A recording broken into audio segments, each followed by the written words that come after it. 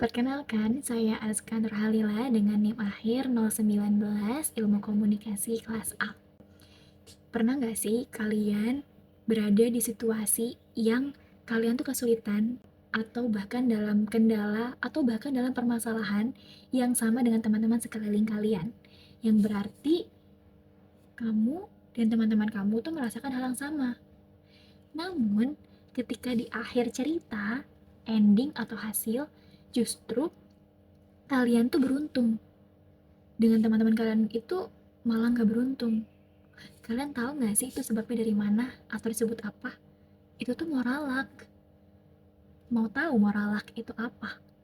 Jadi, moralak itu adalah suatu konsep etika atau tindakan yang dinilai secara moral, baik itu dipuji maupun dicela, disukai maupun tidak disukai, ya itu tergantung situasinya.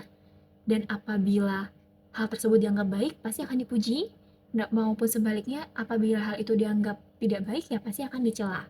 Namun, tetap akan ada faktor-faktor yang mempengaruhinya, namun itu di luar kendali manusia. Mau tahu nggak sih ada berapa macam? Ada 4 menurut Thomas Nagel. Yang pertama ada resultan, yang kedua ada situasional, yang ketiga ada konstitutif, dan yang terakhir ada casual. Di sini aku akan kasih eh, satu contoh yang situasional. Jadi hal yang dipengaruhi oleh situasi di luar kendali manusia. Aku akan bawakan satu case terhadap di lingkungan mahasiswa.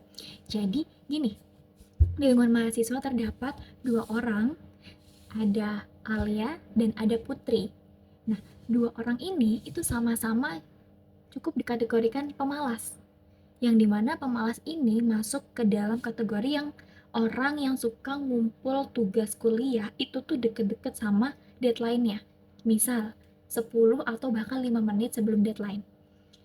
Kemudian, di rumah Alia ini, ketika ia mau mengumpulkan tugas kurang 5 menit sebelum deadline, sinyal di rumahnya itu oke banget.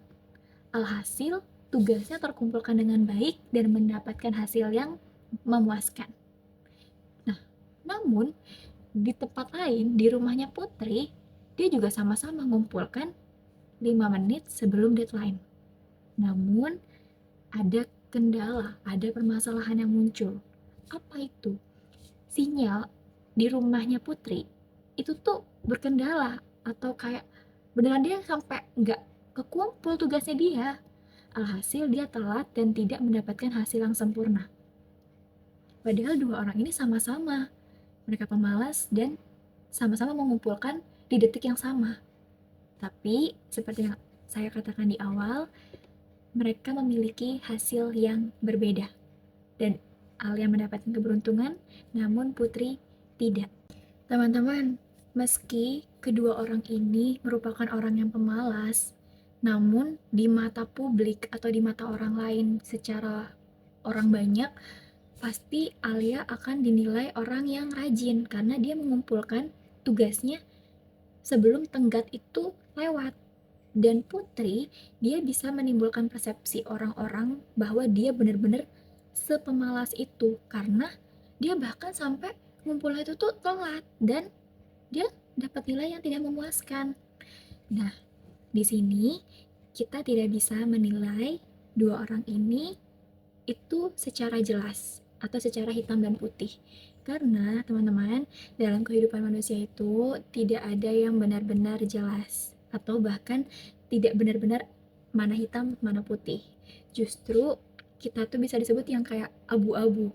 Karena kita tuh nggak selalu tahu secara jelas bagaimana situasi yang terjadi antara Alia maupun Putri. Begitu. Karena apa yang kita lihat itu belum tentu apa yang benar-benar terjadi antara keduanya. Oleh sebab itu, kita tidak boleh menghakimi situasi atau seseorang karena hanya tahu secara singkatnya. Oleh sebab itu, mulai sekarang, marilah kita jangan langsung mengambil keputusan dan mengklaim seseorang itu tidak baik, tidak tepat waktu, pemalas, dan sebagainya, karena kita tidak pernah tahu secara jelas apa yang mereka alami, dan kita tidak boleh langsung mengklaim dia berperilaku buruk, dia sangat pemalas, dan dia ya buruk-buruk banget gitu. Jadi, apapun yang kita lihat, apapun yang kita dengar, itu tuh tidak ada hak sepenuhnya untuk kita menghakimi orang tersebut.